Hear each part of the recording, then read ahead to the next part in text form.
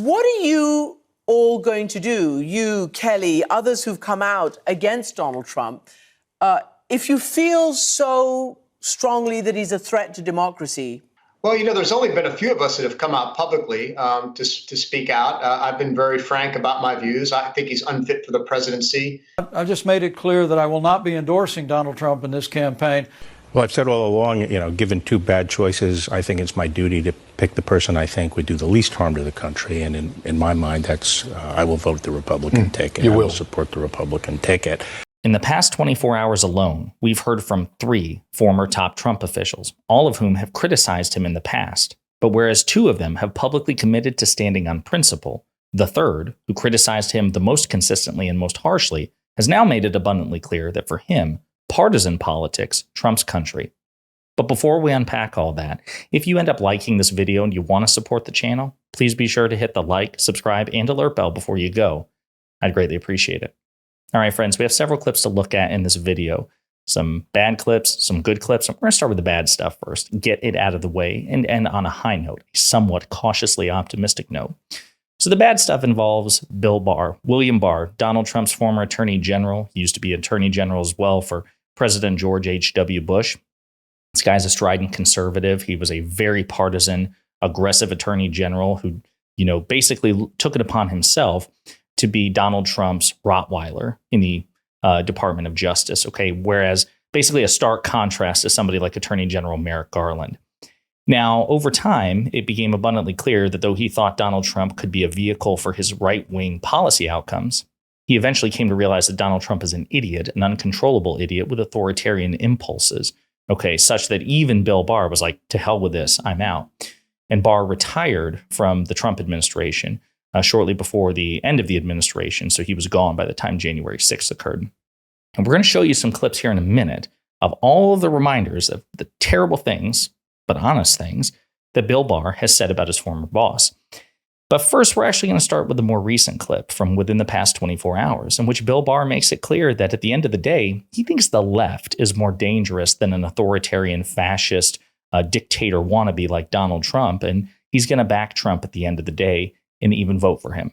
But to me, this shows that the real threat to liberty, the real threat to our system are the excesses of the progressive left. They're perverting the system of justice. And that's where the danger lies, the corruption and subversion of our institutions by the left. I heard you call this hush money case outrageous. And I also know you've been asked many times, you've had your disagreements with the former president. He's the presumptive nominee. We assume he will be the nominee. Will you support him in 2024? Well, I've said all along, given two bad choices, I think it's my duty to pick the person I think would do the least harm to the country. And in my mind, that's I will vote the Republican ticket. You will I will support the Republican ticket. I think the real danger to the country, the real danger to democracy, as I say, is the progressive agenda.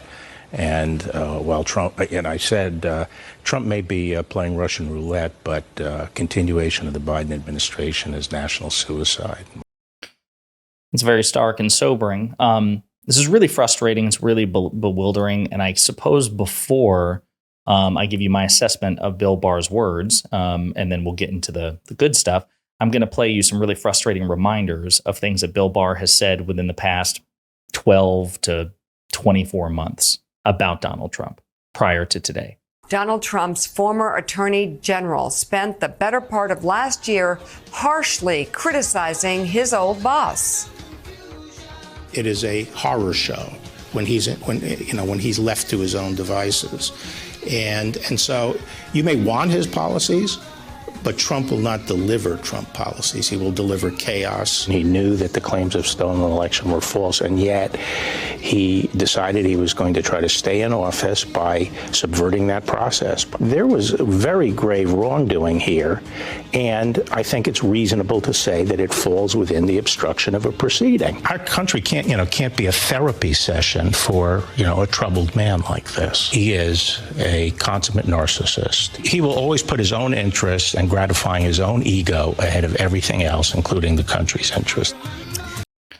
Yeah, so again, those aren't minor criticisms. That's not, he backs the wrong sports team or he curses too much. These are substantive critiques of character that, according to Bill Barr, are incredibly dangerous and also incredibly dangerous to policy as well. Again, these are meaningful critiques and harsh criticisms that Bill Barr has made about Donald Trump.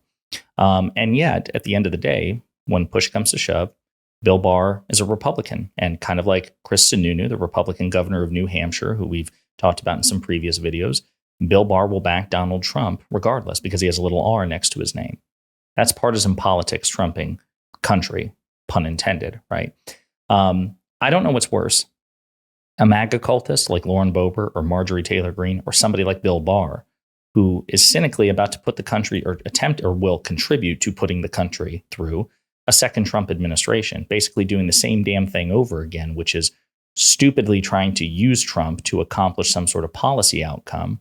It failed the first time. I don't know why Barr would assume it would work the second time, especially when Trump has made it abundantly clear that to whatever extent he was constrained by the likes of Bill Barr in the previous administration, he's not going to do it this time around.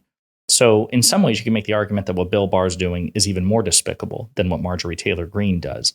I don't know what he means by the progressive left agenda. At the initial part of the clip, he was referring to the prosecution of Donald Trump by Manhattan District Attorney Alvin Bragg. There's nothing about the progressive left with respect to that. That is a prosecutor, bringing forth prosecution against a guy whom he believes committed a crime.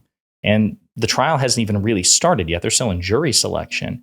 And by the way, you've also said that the other case, even though you disagree with that, Attorney General Barr, you've also said that the other cases against Trump, particularly the classified documents case, have plenty of merit to them, or even the January 6th, federal case against Trump as well. So again, it's like all of that goes out the window because Biden's going to usher in. What do you think Biden will do? See, that's the thing. He doesn't actually name any sort of specific policy of the President Biden, with which he takes issue. It's just, to me, it's wokeism. Biden's bringing wokeism to the country, and we just can't have that. So we might as well, do our part to put back into power a vengeful, malignant narcissist with, a short attention span and a sense of spite that's a mile wide, who has authoritarian impulses. We might as well put him back in the Oval Office. Really weird stuff. But here's the good news. Goodish, right?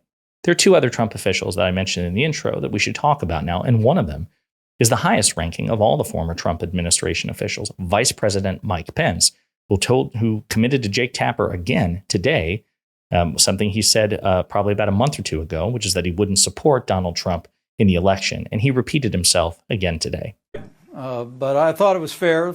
Many people had asked me what my posture was going forward, and I, based upon the differences the president and I still have over my constitutional duties on January 6th, but also, as you said, based upon how I see the president shying away from our commitment as leader of the free world, being prepared to ignore the national debt, now even walking away from a commitment to the right to life at the national level. I've just made it clear that I will not be endorsing Donald Trump in this campaign, but I'll keep my vote on my own, and I'll vote according to my conscience in private, just like everyone. Right. So Mike Pence, who, by the way, I don't consider Mike Pence a hero. I know some people go a bit overboard and they're like, man, Mike Pence is a hero. No, he's not. To me, this is the bare minimum. Not supporting a fascist like Donald Trump is the bare minimum. It's like not punching a baby, right? I don't think you should get a gold star for not punching a baby. But I will say it's notable that he's doing this in the sense that it's relatively rare for Republicans, not really relatively rare for Trump officials, right? We'll get into that a second as a reminder. But here is Mike Pence showing a strength of character and a sense of principle that somebody like Bill Barr won't. One of Bill Barr's other colleagues in the Trump administration, Mark Esper, Donald Trump's former defense secretary, also repeated that he will not support Donald Trump because he thinks Donald Trump is a threat to democracy. What are you all going to do, you, Kelly, others who've come out against Donald Trump, if you feel so strongly that he's a threat to democracy? Well, there's only been a few of us that have come out publicly to speak out. I've been very frank about my views. I think he's unfit for the presidency. What I look for in a candidate is somebody who puts country first, somebody who has character and integrity, somebody that can unify the country, and somebody that can lead. And in my estimation, Donald Trump doesn't check any of those boxes. So I'm going to continue to say that when asked, and I'm going to continue to let people know that as somebody that worked directly for him, not just as Secretary of Defense, but keep in mind I was Secretary of the Army for nearly 2 years, that I don't think he's the right person for our country. Understatement of the century. Mark Esper and Vice President Pence, former Vice President Pence, are not alone. The Biden-Harris HQ, the official Twitter page of the Biden campaign, had this thread up. They probably need to update it now in light of Bill Barr's comments. But the people who know Trump best won't support him. Why should you? A thread. Trump's former Attorney General Bill Barr, the first one again, because he was the most consistently outspoken and harshly critical. And I suppose it's fair to say that even though he, for cynical political purposes, is backing Trump in the election, he, even more than Sununu, thinks that Trump is just an awful choice. Sununu, again, the Republican moderate governor of New Hampshire, just tries to back off of his previous, tries to put distance between himself and his previous criticisms and tries to sanitize them when they're brought up. Bill Barr, again, arguably even worse, is like, no, I meant everything I said. Trump is awful. He's an idiot. He's a narcissist. He's a buffoon. He's dangerous. But, woke, I don't know, pathetic stuff. Trump's former national security advisor, John Bolton, having been in the room with him, dictators think he's a laughing fool and they're prepared to take advantage of him. Former Transportation Secretary Elaine Chao, also Mitch McConnell's wife. Mark Esper, who we just talked about. Alyssa Farah Griffin, his former director of strategic communication, Stephanie Grissom, former White House press secretary, Nikki Haley, former NATO ambassador, Trump's former chief of staff, John Kelly, former defense secretary, John Mattis, former national security advisor, H.R. McMaster, former joint chiefs of staff, chairman Mark Milley, another former chief of staff, Mick Mulvaney, Pence, et cetera, and so forth. I mean, folks, this is unusual. The number of people who've worked directly for Donald Trump within a political context, not from 30 years ago, but the last time he was president, a startling number of his former cabinet level officials have said this guy's unfit for office. Again, even including, arguably Bill Barr, who's now saying he's going to vote for him, still says he's unfit for office. He's just, in his mind, less unfit, which is ridiculous. But I digress. Even that is not a ringing endorsement. President Obama didn't go through this. President Biden's not going through this. President Bush, President Clinton, President H.W. Bush, et cetera, and so forth. This is unique. And it's like I've said before, imagine that you are an HR person. You're in human resources. You're a hiring manager, and you're trying to fill a job at your company. And you have resumes that you're looking at. You get one resume brought before you, and you see the references. You contact references for this person, for this applicant, and you talk to the people who work directly under them or with them or above them, right? Again, the most proximate references. And they all tell you, or the vast majority of them tell you, don't hire this person. They're stupid, they're narcissistic, they're lazy, they're unreliable, whatever. They're unfit for the job. You would not hire that person. No hiring manager would ever hire somebody in that situation. So why on earth should we, the people, hire this person, Donald Trump, to be the president of the United States, to have the most important job in this country? It doesn't make any sense. There's no rational counter argument to this. And even Bill Barr can't provide one. So maybe we just shouldn't do that and vote for the better candidate, which in this case, objectively, is President Biden. Let me know what you think in the comments.